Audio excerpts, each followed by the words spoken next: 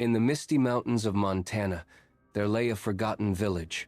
Legends whispered of a demon called Dabe, who returned every 6 years to claim a soul. No one escaped. Each victim met a gruesome fate, their deaths unspeakably cruel. The villagers told no outsiders, for fear that even speaking of Dabe would summon its wrath again. Ethan Fowler, a young journalist from New York, arrived seeking a story. He had heard whispers of the curse and felt drawn to uncover the dark truth behind the myth. Ashwood was not like other towns. The trees stood lifeless, houses rotting with age. The air itself seemed heavy, as if the whole village was sinking into silence. The villagers stared at Ethan with frightened eyes. Whenever he asked about the legend, they turned away. Their silence spoke of guilt and dread too deep to explain.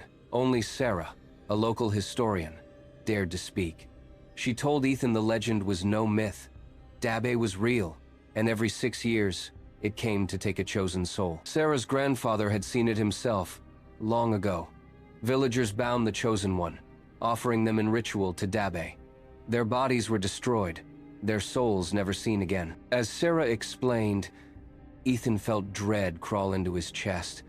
He realized he was already tied to the curse, unknowingly pulled toward the ritual's unfolding horror. The first victim was John, a simple man of Ashwood. Bound at midnight, villagers formed a circle around him. Their chanting called shadows from the forest into the night. From the darkness, Dabe emerged. A towering figure with cracked, lifeless skin and eyes glowing red like blood. The villagers froze, their pact demanding silent obedience. John screamed, begging for mercy. Dab's claws pierced his throat, drinking the rushing blood. The cries were swallowed by the night. His body went limp, spirit ripped away. The villagers lowered their heads as silence returned. John's corpse lay twisted, lifeless. His soul was dragged into Dabe's shadowy realm, never to see light again. Ethan trembled, watching from afar. He knew John's death was only the beginning. The curse demanded more. Ethan feared the next victim might already be chosen. That night, a young girl named Eliza was taken. Her wrists bound with rope, she was dragged to the altar. She sobbed, begging villagers not to betray her. The chanting grew louder. Dabe emerged once more, stepping closer to the trembling girl. His voice, guttural and inhuman, whispered, "Are you ready to give yourself to me?" Eliza cried out, shaking her head. Dabe's claws slashed across her stomach, tearing flesh open. Blood spilled down the altar as her screams echoed into the dark woods. Her body twitched violently, then went still. The villagers turned away, unable to meet her eyes. On the altar, only a blood-soaked shell remained. Her soul was gone. Ethan's stomach churned, bile rising in his throat. 2 victims in one night. He realized the ritual wasn't to appease Dabe, it was feeding him, making him stronger. Sarah whispered in terror, "He won't stop. Each soul makes him more powerful. Until the chosen one is taken, the killings will not end." Ethan felt cold dread. That night, Ethan saw shadows stalking him. In dreams, Dabe appeared, whispering his name. He woke drenched in sweat, realizing the curse itself had chosen him next. Ethan tried to escape, but every road out of Ashwood twisted back into the village. The mist thickened, trees loomed like prison bars. The curse wouldn't let him leave. At dusk, villagers seized another man, Michael, binding him with iron chains. His screams echoed, begging for release, but no one dared to defy the ritual's demand. Dabe rose from the altar smoke, claws glistening. Michael struggled, sobbing. In one swift motion, the demon tore open his chest, ripping his heart out with brutal force. The villagers bowed, whispering praise. Ethan gagged at the sight, bile burning his throat. Michael's lifeless eyes stared upward, his heart crushed in Dabe's monstrous grip. Sarah whispered, "The chosen one will be torn apart, body and soul." Ethan's hands shook.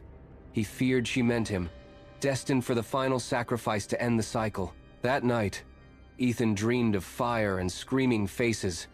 Dabe towered over him, whispering, "You are mine." He awoke, claw marks burned into his skin, proof it was real. Terrified, Ethan begged Sarah for answers. She confessed the village once bound Dabe with blood pacts, trading souls for survival. Now the debt demanded its final payment. As dawn broke, villagers dragged a woman named Claire to the altar. She screamed, eyes wide with terror. Dabe descended, tearing her arms off, blood spraying across the stones. Ethan's sanity frayed. 3 corpses lay at the altar now. He felt the curse tighten around his chest, a noose pulling him toward his inevitable fate.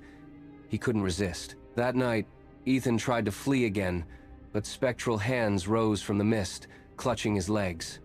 He screamed, dragged back into Ashwood, the forest swallowing his path. Sarah confessed the truth. The demon marked Ethan the moment he entered. "You are the chosen," she said, tears falling. "Only your death can seal him away again." Ethan collapsed, shaking. He realized the villagers hadn't trapped him by chance. They lured him, knowing an outsider's soul would be stronger, a perfect offering for Dabe. That evening, villagers seized Ethan. He kicked and screamed, but their grip was iron. Bound in ropes, he was dragged across the mud to the altar, the final sacrifice. The chanting began again, louder, wilder. Shadows thickened. Dabe rose, towering over Ethan. His claws hovered above the journalist's chest, ready to tear flesh from bone. Ethan screamed Sarah's name, begging for help. For a moment, she hesitated, but fear chained her still. She turned her face away as the ritual reached its climax. Dabe's claws slashed. Ethan howled in agony as his chest split open. Blood gushed across the altar, soaking villagers' feet. His spirit tore free, sucked into the abyss. The villagers cheered, believing the curse broken. But Dabe only grew taller, stronger, his eyes burning brighter. Ethan's soul fed him, not bound him. Their bargain was a lie. Sarah fell to her knees, screaming. The villagers realized too late they had unleashed him fully. One by one, Dabe tore into them, claws slicing flesh, blood spraying wide, the air filled with shrieks. Bodies torn apart, limbs scattered in the mud. Eyes rolled lifeless as the demon devoured every soul, his hunger endless, his power unbound. At dawn, Ashwood was silent. The village lay in ruins, corpses everywhere. Dabe vanished into the mist, leaving only blood, screams, and the echo of eternal damnation.